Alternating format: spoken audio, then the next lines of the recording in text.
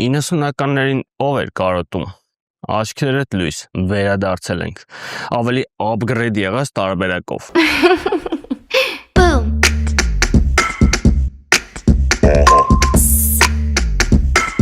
Ու եթե 90-ականներին ու 2000-ականների սկզբին կային որոշակի բարոյական արգելակներ ու չգրված օրենքներ, հիմա դրանք էլ չկան։ Հիմա ընդհանրապես կարծես թե լավի ու վատի ընկալում ընդհանրապես չկա։ Ու գնալով ավելի խորն ենք ընկղմվում համատարած քաոսի մեջ։ Ինչ ունենք։ Օրը ցերեկով վաղարշան փողոցում մարդիկ իրարից հաշվի արդար են տեսնում։ Մեկը կրակում է, մյուսը վրայերթի է ենթարկում կրակողին, հետո մի քանի հոգով կրակողին տաշում են։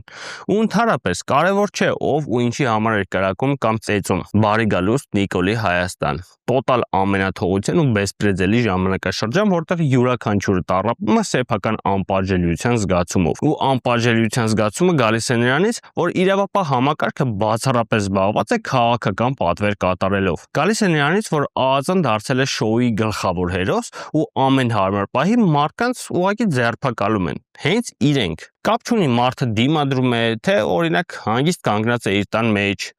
Չէ, հենց ԱԱԾ-ն պիտի կատարի ամենակեղտոտ գործը։ Ու ամենաահավորն այն է, որ մեզ համար արդեն սովորական են դառնում այնպիսի երևույթներ, որոնց գոյությունն ուղղակի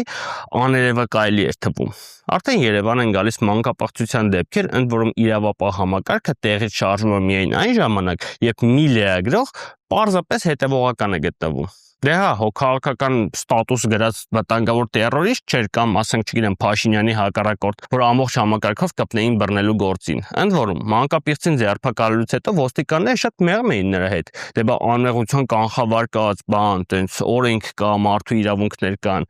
Իսկ իր համար հանգիստ կանգնած 70 տարեկան մարդուն քացով խփում են ոտերին, ինչա թե իրենց շեֆի մանկական երազանքը կատարեն։ Այս իշխանությունը մահաբեր է։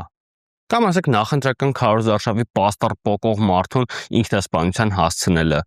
հղի կնոջ սպանությունը, որի համար մինչև օրս ոչ ոք դեռ պատասխանատվություն չի կրել, բանտում հացադուլից լրագրողի մահը, որի մասին շատ արագ բոլորս մոռացանք։ Ինչքան երկար այս իշխանությունը մնաց, այնքան մահերն ու բեսպրեդելը շարունակվելու են։ Դա հստակ փաստ է։ Եթե իրավապահ համակարգն իր տեղում չէ, երբ գրված օրենքները չեն գործում կամ գործում են ընտրովի, գալիս է գործելով չգրված օրենքների հերթը, որոնց հիմքում մարդու իրավունքները չեն, այլ արդարությունը։